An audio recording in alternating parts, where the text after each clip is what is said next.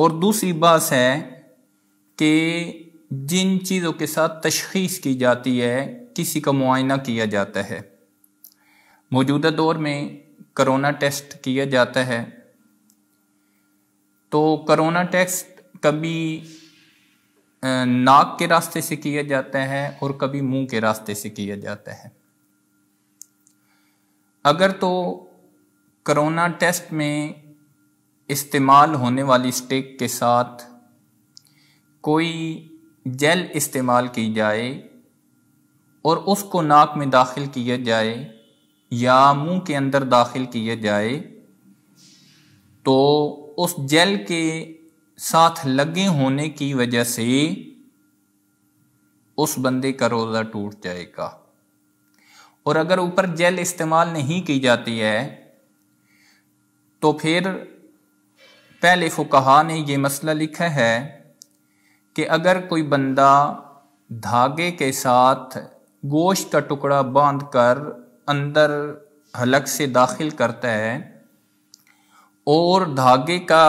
دوسرا سرا اس کے ہاتھ میں ہوتا ہے اور بعد میں وہ باہر کھینچ لیتا ہے اور اس کے جسم کے اندر کوئی ٹکڑا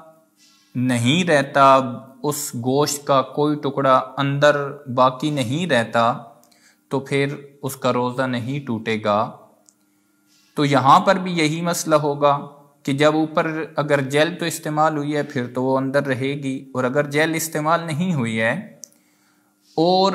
جو اس کے اوپر روئی وغیرہ لگی ہوتی ہے اس کا بھی کوئی چیز اندر نہیں رہی تو پھر روزہ نہیں ٹوٹے گا، لیکن اگر اس کے کچھ چیزیں اندر رہ گئیں تو پھر اس کا روزہ ٹوٹ جائے گا۔ اس کے بعد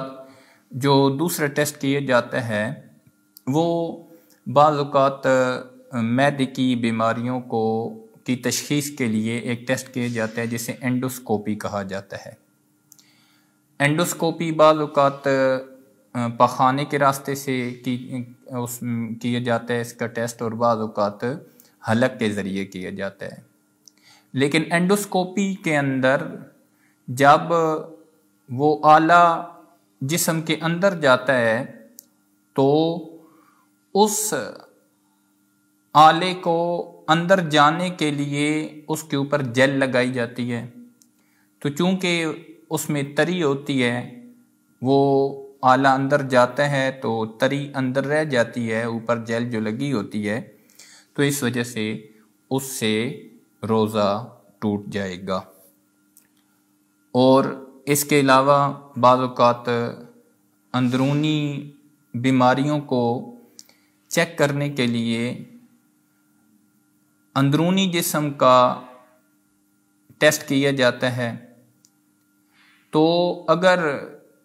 کسی بھی طریقے سے اندرونی جسم کا ٹیسٹ کیا جائے اور اس میں جو بھی آلات استعمال کیے جا رہے ہیں ان کے اوپر جیل لگی ہو، تو ان منافذ کے ذریعے اگر وہ ٹیسٹ کیا جائے گا تو پھر اس کا روزہ ٹوٹ جائے گا۔ اس کے بعد انجیکشن اور ڈرپ کا مسئلہ آ جاتا ہے، تو انجیکشن اور ڈرپ کے اندر بھی علماء کا اختلاف ہے۔ اسی طریقے سے انجیوگرافی ایک ٹیسٹ کیا جاتا ہے۔ اب انجیکشن اور ڈرپ اس کے ساتھ علاج کیا جا رہا ہے، اور جو انجیوگرافی ہے یہ اس کے ساتھ تشخیص کی جا رہی ہے۔ تو یہ انجیکشن یہ بعض اوقات گوشت میں لگایا جاتا ہے، بعض اوقات رگ میں لگایا جاتا ہے، اور اس طریقے سے جو